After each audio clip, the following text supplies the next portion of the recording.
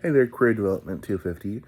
My name is Ryan, and this is my presentation on my informational interview, for which I interviewed Peter Beck, who is currently a U.S. history teacher at Fresno High School in Fresno, California. I chose him because although he was not a teacher I had during the time when we were both at Hoover High School in Fresno, California, he was still an influential voice on and off campus for both students and teachers, as well as the advisor for my club, the Gay Street Alliance. For this interview, I decided to stay away from questions that were easily Googleable, such as, salary, benefits, and things like that, just because there are some things that you can't and won't learn in a textbook or through classrooms or through lessons. And I wanted to hear his personal experience.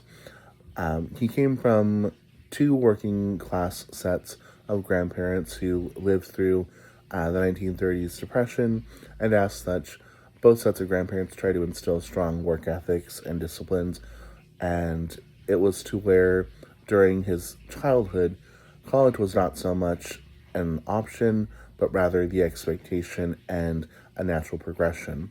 And this work ethic was seen in Peter because at the age of 12, that's when he began working as a paper route newspaper delivery boy. And he continued with a strong work ethic his freshman year in college at California State University, Fresno, as a U.S. history major. Unfortunately, he did have a bit of academic burnout from keeping a 4.0. He left school, and after marrying and starting a family, he came back at 25 because he felt as if though his work now had purpose. I had asked him what his experience was compared to the quote-unquote average first year of student teaching, to which he responded, the first semester of student teaching is typically strictly observational work, to where his master teacher would ask Peter at the end of each day where learning took place in the classroom, and if he was unable to give a satisfactory answer, both Peter and his master teacher felt as if though they did not really accomplish their goals that day. The second following semester is usually hands-on learning spent either at a middle school or a high school, just depending on your district and where you want to go. But you will usually experience both settings, just so you do have that experience. And then continued and asked Peter what he thought the biggest challenges were in and out of the classroom, and we both actually agreed on preconceptions I had before, specifically unsupportive administrations and what you do when you aren't supported as a teacher, and the financial realities of potentially having to get a second or a third job to pay for classroom necessities. Peter addressed both.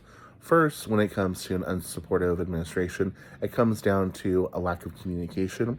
Specifically, it requires you to be a mediator sometimes, where you get both administrators and teachers to sit down and ask each other, what can I do to help you? Or what can I do to make your job easier?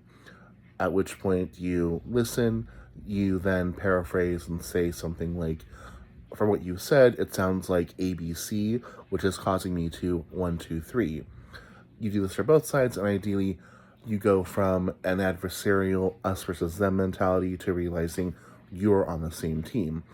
And when it comes to finances, most teachers in Fresno Unified, which is the third largest district in California, are given a $900 stipend. However, if that's not enough, a lot of teachers turn to Amazon and post on community forums with their wish list asking for extra materials such as, sometimes hygiene supplies or extra laptop chargers or what have you to fill that gap. And then I asked Peter what he felt was the biggest piece of advice for new teachers entering the field, to which he said, nothing is ever going to go the way you expect it, so you need to be adaptable, flexible, and innovative and willing to try new things because you do not know all the answers. And I asked him what he felt the most rewarding part of this job was, and he said the biggest thing is coming to see students transform from shy and awkward or loud and rambunctious to being people who are mature, kind, and who remember the impact that you had on them. And it didn't change my perception of the field, but I did re-embolden and give me like that confidence again to know that I am heading in the right field in education and what I want to do. But yes, hope you enjoyed my presentation. Thank you.